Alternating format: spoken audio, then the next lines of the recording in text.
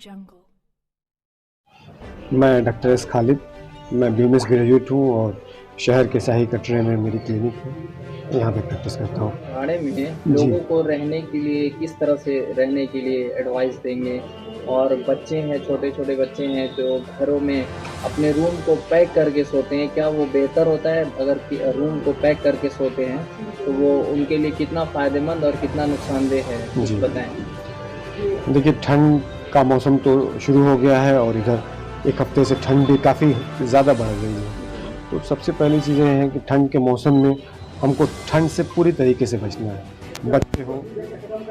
बच्चे हों, बड़े हों, सबको अपने आप को पूरे तरीके से कवर करके रखना है। घर से बाहर निकलने से पहले अपने कपड़ों को, ऊनी कपड़ों को पहन करके कायदे से अपने आप को ढक करके रखना है।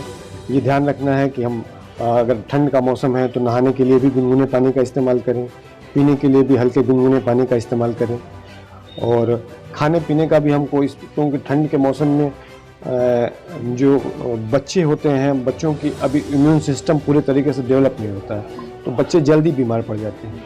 तो बच्चों के जल्दी बीमार पड़ने से इसलिए बच्चों को ख़ास तौर से बचा करके रखना है। ठंडी चीज़ों से उनको ठंडी चीज़ों से बचा करके रखना है, और खाने पीने का भी ध्यान रखना है कि हम ऐसी चीज़ें लें जिससे बच्चों में इम्यूनिटी पावर बढ़े। ठंडी चीज़ों से परहेज़ करें। फ्रूट्स भी ऐसे लें जो बहुत रसीले वाले फल हों, वो फ्रूट्स इस मौसम में बिल्कुल इस्तेमाल ना करें। जैसे संतरे का मौसम है, मौसमी का मौसम है, तो वो नुकसान कर सकता है, बच्चों को सर्दी खांसी हो सकती है। तो डॉक्टर साहब, वो बेहतर टाइम क्या होगा? अगर कोई फल खाता है जी, तो इस ठंड में उनको खाने के लिए बेहतर टाइम क्या होगा? अगर कोई फल लेते हैं तो हम ऐसे फलों को लें जो रसीले ना हो। दूसरी चीज़ ये हो कि दिन के टाइम में ही फलों को लें। शाम के टाइम में फलों से थोड़ा सा परहेज़ करें, और ये ध्यान रखें कि अगर जैसे खाने पीने में हम ऐसी चीज़ें लें जिससे हमारा इम्यूनिटी मजबूत हो। ओमेगा 3 फैटी एसिड वाली चीज़ें ज़्यादा, अगर कोई मीट मछली खाने वाला है तो वो मछली का इस्तेमाल ज़्यादा करे। हरी सब्जियां बहुत अच्छी है इम्यून सिस्टम को बढ़ाने के लिए, हरी सब्जियों का इस्तेमाल खूब करें, सलाद के सामानों का इस्तेमाल भी करें। सर, इसमें देखा जा रहा है कि खांसी जो वायरल है बहुत तेज़ी से फैल रहा है, तो उसके बारे में क्या कहना चाहिए, किस तरीके से बचाव किया जाए? देखिए, ये मौसम जो बदल रहा है, मौसम के बदलने पे इस तरीके की सर्दी ज़ुकाम की दिक्कतें, इसमें क्या होता है कि बहुत से बैक्टीरियाज की ग्रोथ की रेट बहुत तेज़ हो जाती है। जो सर्दी ज़ुकाम के बैक्टीरिया हैं बहुत तेज़ी से ग्रोथ करते हैं, इस वजह से बच्चे और बूढ़े ज़्यादा जल्दी इन्फेक्टेड हो जाते हैं।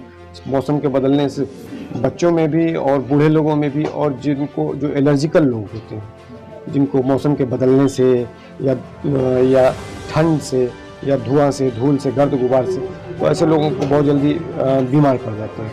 तो ऐसे मौसम में आपने पूछा था कि बंद करके कमरे को, तो कमरे को पूरी तरीके से बंद करना बहुत मुनासिब नहीं है। अगर हम कमरे को बंद कर रहे हैं तो ये फिर कोशिश करें कि कमरे में हीटर का इस्तेमाल जो हम लोग करते हैं वो हीटर का इस्तेमाल बहुत ना करें कमरे को बंद करके, क्योंकि बंद कमरे में जो बहुत हीटर का इस्तेमाल करने से जो ऑक्सीजन का लेवल है कमरे का, वो धीरे धीरे कम हो जाता है। तो इन सब चीज़ों का थोड़ा हम बचाव करेंगे, ध्यान रखेंगे।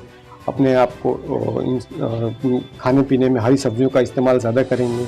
अगर हम जो चाय ले रहे हैं तो चाय में अदरक और तुलसी का चाय का इस्तेमाल कर रहे हैं, तो ये हमारी इम्यूनिटी को भी बढ़ाती है, सर्दी ज़ुकाम खांसी को भी ठीक रखने में मदद करती है। डॉक्टर साहब, इस वक्त कोरोना महामारी चले, कोविड-19 का बहुत सारा जोर शोर पे चल रहा है। जी। और अगर उससे बचना हो तो इस ठंड में क्या वाकई कोरोना बढ़ता है? क्या ऐसा है ठंड में ज़्यादा बढ़ता है, वो वायरस का इफेक्ट ज़्यादा होता है, ऐसा कुछ है?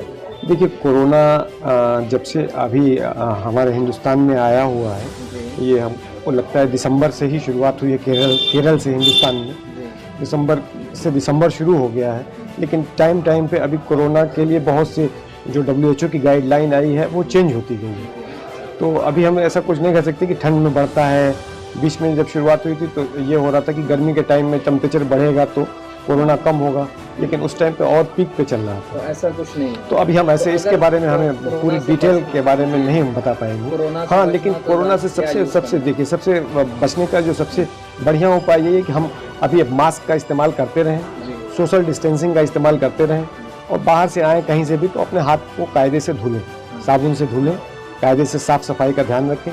ये हमारी हर चीज़ों के लिए फ़ायदेमंद है। ये जो वायरल फ्लू हो रहा है उसके लिए भी फ़ायदेमंद है, और कोरोना हो या जो भी कोई भी नई बीमारी हो उन सब के लिए फ़ायदेमंद है।